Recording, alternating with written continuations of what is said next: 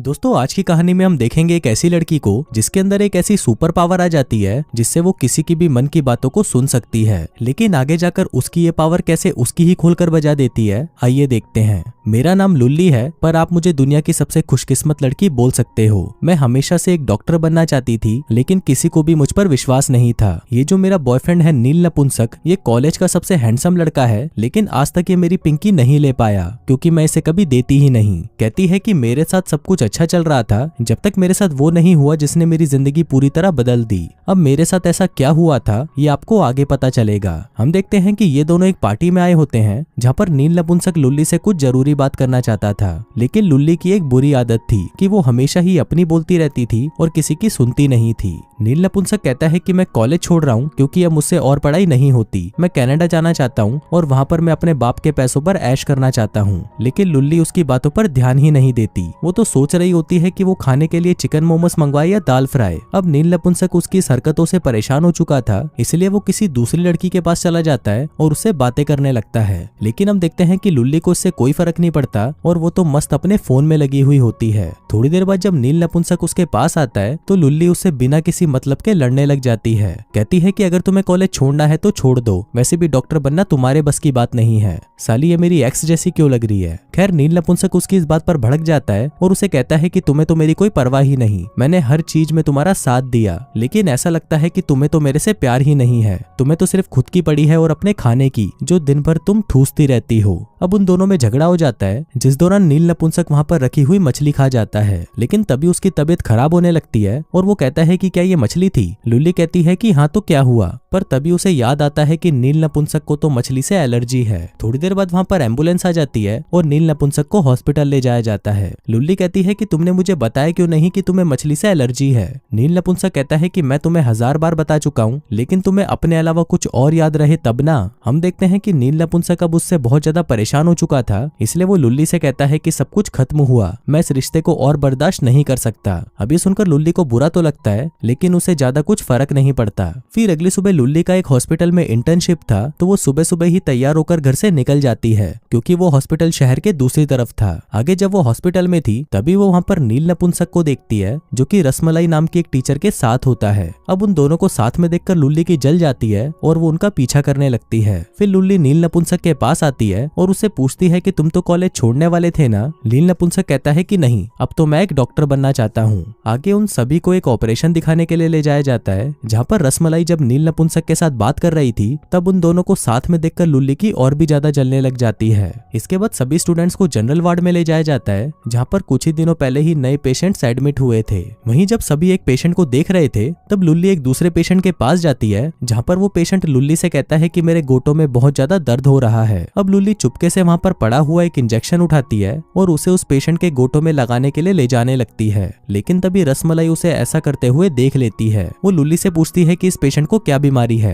लुल्ली कहती है कि इसके घोटों में दर्द है, इसलिए हमें ऑपरेशन करके इसके घोटे निकालने होंगे। रसमलाई कहती है कि अच्छा, कल को इसके हथियार में दर्द हुआ तो तुम इसका हथियार निकाल दोगी। इसके बाद वो लुल्ली से कहती है कि एक डॉक्टर का काम होता है कि सबसे पहले अपने पेशेंट को पूरा डायग्नोस करना कि उसे क्या प्रॉब्लम है, तभी तुम उसकी बीमारी को ठीक कर सकती हो। अब लुल्ली को भी अपनी गलती का एहसास होता है और वो रसमलाई से माफी मांगती है। आगे वो लोग एक पेशेंट की MRI करने के लिए उसे MRI की मशीन में डालते हैं, जहाँ पर इस काम की जिम्मेदारी नील नपुंसक और लुल्ली को दी जाती है। लेकिन ये दोनों तो यहाँ पर लड़ना शुरू हो जाते हैं। लुल्ली कहती है कि अगर तुम रसमलाई की गांड में घुसे रहे तो घंटा ही तुम कोई डॉक्टर बन पाओगे। इस पर नील नपुंसक कहता है कि तुमको इससे कोई मतलब नहीं है कि मैं किसके साथ हूँ, तुम अपनी पढ़ाई पर ध्यान दो और हमसे जलना बंद करो। लुल्ली कहती है कि तुमसे तो मेरी झांट का बाल भी ना जले। अब वो दोनों लड़ ही रहे थे कि तभी वो देखते हैं कि जिस पेशेंट को उन्होंने MRI मशीन में डाला था वो मशीन अचानक से रुक गई है और वो पेशेंट उसमें फंस गया है। अब यहाँ पर लुल्ली दिखाना चाहती थी कि वो दुनिया की सबसे अच्छी डॉक्टर है, इसलिए वो नील नपुंसक से कहती है कि हमें इसको बाहर निकालना होगा। लेकिन नील नपुंसक उसे कहता है कि नहीं, हमें डॉक्टर के आने का वेट करना चाहिए। लेकिन लुल्ली को अब उस पेशेंट की चिंता होने लगी थी, इसलिए वो खुद ही भागकर MRI मशीन को बंद करने जाती है। लेकिन तभी उसे एक जोर का झटका लगता है और वो वहीं पर गिरकर बेहोश हो जाती है। अब क्योंकि उसके पीछे नील नपुंसक भी आया था तो उसे भी उस मशीन से झटका लगता है और वो भी बेहोश हो हो जाता है। थोड़ी देर बाद जब लुल्ली को होश आता है तो वो देखती है कि उसकी दोस्त जंगली जवानी उसे कुछ बोल रही थी। लुल्ली कहती है कि तुम क्या बोल रही हो? जंगली जवानी कहती है कि मैंने तो कुछ बोला ही नहीं, लगता है कि झटका लगने से तुम्हारा दिमाग खराब हो गया है। लुल्ली पूछती है कि नील नपुंसक कैसा है, उसे कोई चोट तो नहीं लगी? जंगली जवानी कहती है कि खुद ही देख लो, तुम्हारे पास ही लेटा हुआ है। वो कहती है कि जब से नील नपुंसक बेहोश हुआ है रसमलाई उसके पास से हिली भी नहीं। लुल्ली कहती है कि मुझे तो पहले ही पता था कि इन दोनों का लफड़ा चल रहा है, और ये रसमलाई कैसी टीचर है जिसे अपने ही स्टूडेंट का केला खाना पसंद है। जंगली जवानी कहती है कि तुम कुछ ज्यादा ही सोच रही हो, अभी तुम्हें रेस्ट करने की जरूरत है। जिसके बाद वो सोचने लगती है कि आखिर रसमलाई को नील नपुंसक का छोटा केला पसंद कैसे आया। लेकिन उसकी ये बात लुल्ली सुन लेती है और कहती है कि क्या क्या बोला तुमने? जंगली जवानी कहती है कि मैंने तो कुछ बोला ही नहीं, मैं तो ये सोच रही थी कि तुम्हें रसमलाई से बात करनी चाहिए और उससे इस सब के लिए माफी मांगनी चाहिए। जिसके बाद वो सोचती है कि अब तो लुल्ली को इस कॉलेज से निकाल दिया जाएगा। अब लुल्ली बहुत ज्यादा कंफ्यूज हो जाती है और उसे कुछ समझ नहीं आ रहा होता कि उसके साथ ये हो क्या रहा है। उसे वो सब कैसे सुनाई दे रहा है जो वो सोच रही है। तभी जंगली जवानी रसमलाई को बुलाने के लिए उसके पास जाती है, लेकिन लुल्ली को लगता है कि रसमलाई उसे इस कांड पर बहुत ज्यादा डांटने वाली है, इसलिए वो चुपचाप वहां से निकल जाती है। लेकिन इस दौरान वो जिसको भी हाथ लगाती है वो उसके मन की बातों को सुन लेती है। जैसे कि ये लड़की सोच रही होती है कि काश कोई हैंडसम सा लड़का उसकी गुलाबी बजा दे। लुल्ली कहती है कि वो लड़का तुमको 503 नंबर वाली लैब में मिलेगा, जो कहकर वो वहां से भाग जाती है। आगे जब वो बस से अपने घर जा रही थी तभी वो एक औरत को छूती है जो कि अपने मन में अपने पति को डिवोर्स देने के बारे में सोच रही थी। इसके बाद वो एक आदमी को छूती है जो कि अपने बॉस को गालियां दे रहा था। अब ऐसे कर करके वो हर एक इंसान की मन की बात को सुनने लगती है, लेकिन उसे ये सब काफी अजीब लग रहा था। इसी दौरान वो एक बुढ़िया को छूती है जो कि सोच रही थी कि काश कोई ऐसी लड़की मिल जाए जो मेरी गुलाबी चाटे। अब ये सुनकर लुल्ली का दिमाग खराब हो जाता है और वो उस बस से उतर जाती है। आगे वो अपने बेस्ट फ्रेंड चूच कलंदर से मिलने जाती है जो कि वॉलीबॉल गेम की प्रैक्टिस कर रहा था।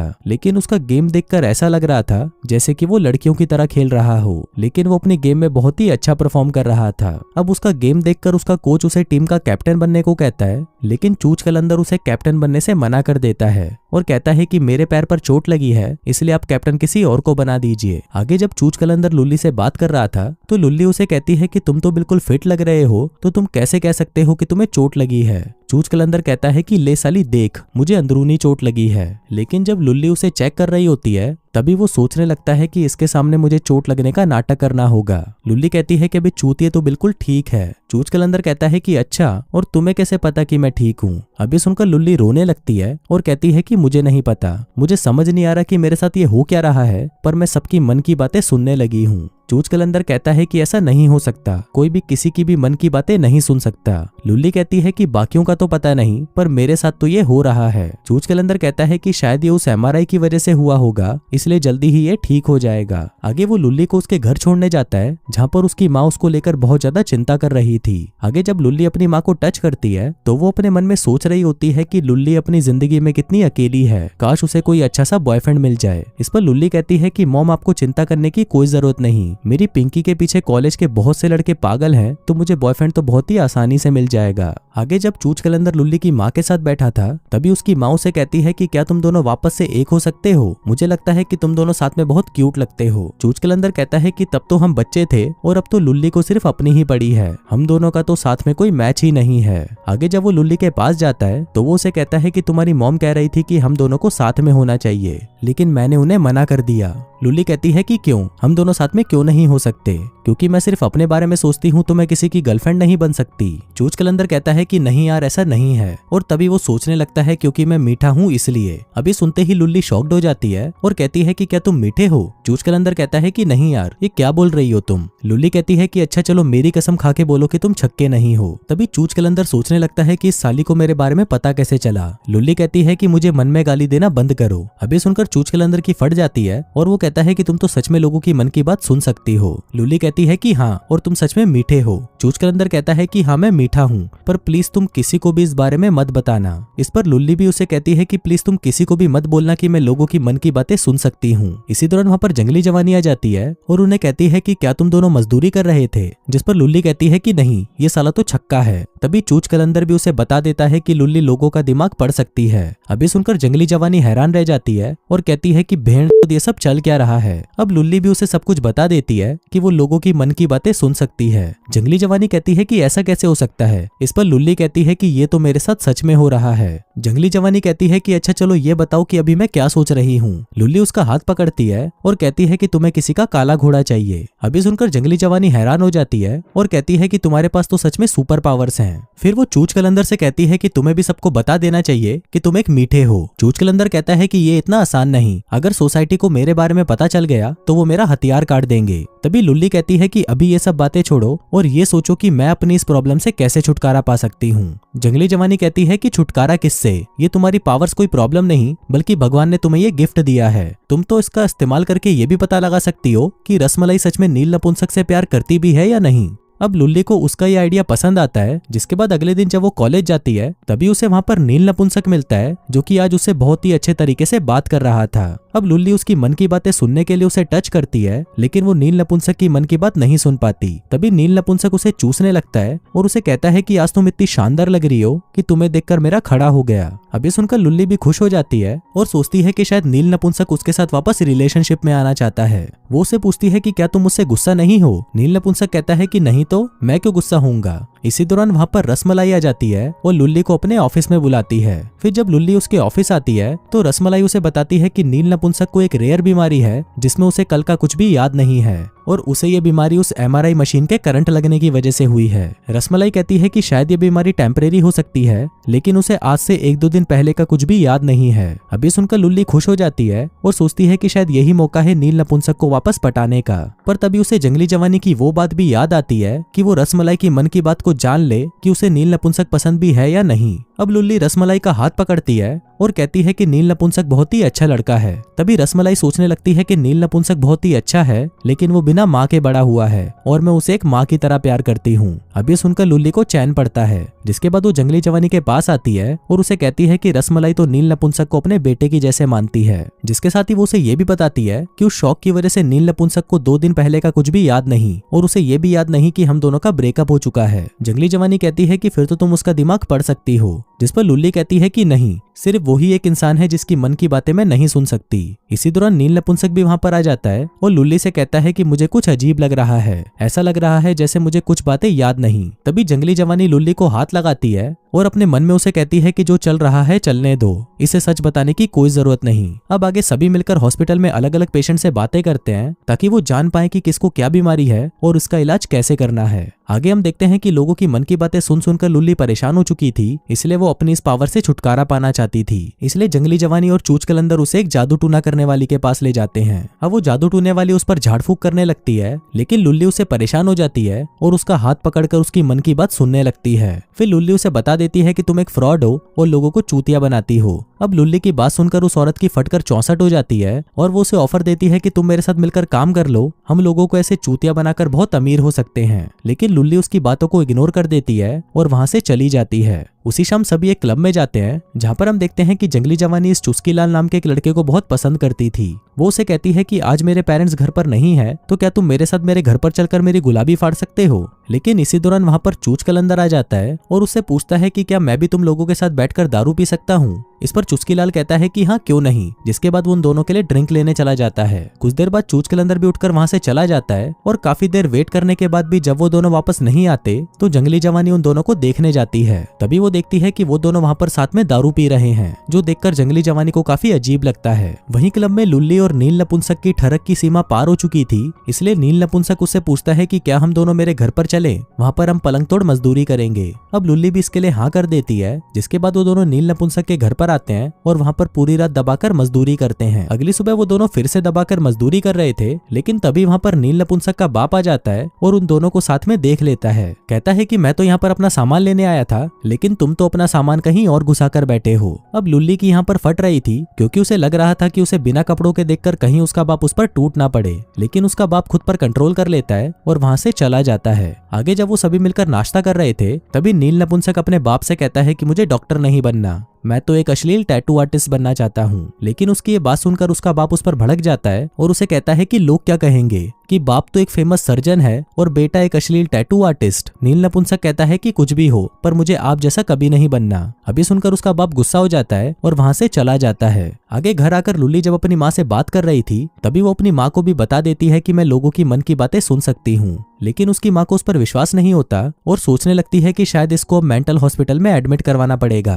तभी लुल्ली कहती है कि नहीं, मुझे मेंटल हॉस्पिटल में भेजने की जरूरत नहीं, मैं बिल्कुल ठीक हूँ। अभी सुनकर उसकी माँ की फट जाती है और फाइनली उसे भी यकीन हो जाता है कि उसकी बेटी के पास सुपर पावर्स हैं। फिर उसी रात वो सभी चूच कलंदर का वॉलीबॉल मैच देखने जाते हैं, जहाँ पर चूच कलंदर इतना अच्छा परफॉर्म करता है कि उसकी वजह से उसकी टीम वो मैच जीत जाती है। आगे लुल्ली और जंगली जवानी जब वहां से जा रहे थे तभी वो देखते हैं कि चूच कलंदर और चुस्की लाल एक दूसरे को हक कर रहे हैं और ये देखकर उन दोनों को पता चलता है कि चुस्की लाल भी चूच कलंदर की तरह एक छक्का है। अब ये देखकर जंगली जवानी का दिल तो टूट जाता है, लेकिन अब वो बेचारी कर भी क्या सकती थी। फिर अगले दिन जब लुल्ली और नील नपुंसक हॉस्पिटल में होते हैं तभी अचानक से नील नपुंसक को उसकी पुरानी यादें वापस आने लगती हैं। उसे याद आने लगता है कि लुल्ली ने उसे कहा था कि तुम डॉक्टर बनने के लायक नहीं हो, जिसके बाद उन दोनों के बीच में झगड़ा हुआ था और उसने लुल्ली से ब्रेकअप कर लिया था। फिर नील नपुंसक कहता है कि तुमने मुझसे झूठ बोला, तुमने मुझे बताया कि हम दोनों का ब्रेकअप हो गया है और इतने दिनों से बस तुम मेरा फायदा उठाती रही। अब लुल्ली उसे माफी मांगने लगती है पर तभी नील नपुंसक को दौरा पड़ता है और वो वहां पर बेहोश हो जाता है।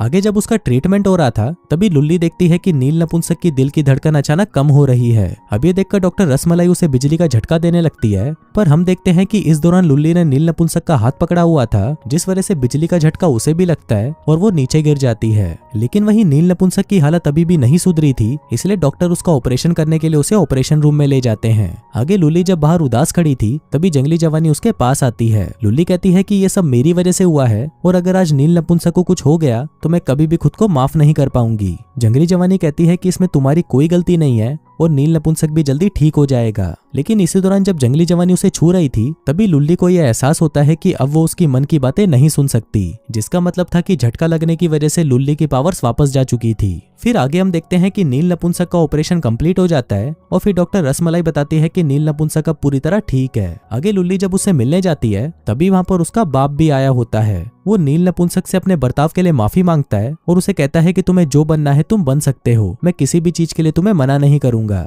जिसके साथ वो लुल्ली को भी थैंक्स बोलता है उसके बेटे की जान बचाने के लिए। लेकिन इस पर लुल्ली कहती है कि इसकी जान मैंने नहीं बल्कि डॉक्टर रसमलाई ने बचाई है, जो कि दुनिया की सबसे बेस्ट सर्जन है। आगे लुल्ली भी नील नपुंसक से माफी मांगती है, जिस पर नील नपुंसक उसे कहता है कि तुम्हें माफी मांगने की जरूरत नहीं, मैं अभी भी तुमसे बहुत प्यार करता हूँ। जिसके बाद वो दोनों एक दूसरे को चूसने लगते हैं। अब सीन यहाँ से 2 साल आगे शिफ्ट होता है और यहाँ पर हम देखते हैं कि लुल्ली अब एक सर्जन बन चुकी है, जो कि उसके बचपन का सपना था। और दोस्तों इसी के साथ ही ये वाहियात फिल्म यहीं खत्म हो जाती है।